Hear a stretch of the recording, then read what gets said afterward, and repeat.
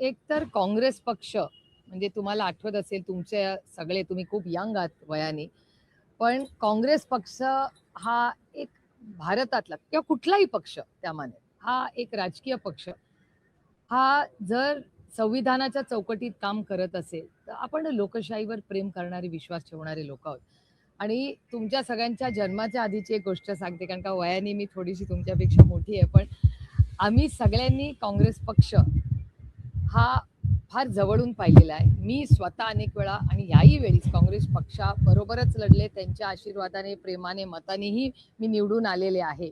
आणि आम्ही सगळ्यांनी म्हणजे दादा असेल, आदरणीय पवार साहेब तर काँग्रेसमध्येच अनेक वर्ष राहिलेले, दादा असेल, मी, आम्ही सगळेच आम्ही काँग्रेस विचाराच्या तालमीतच लहानाचे मोठे झालेलो आहोत.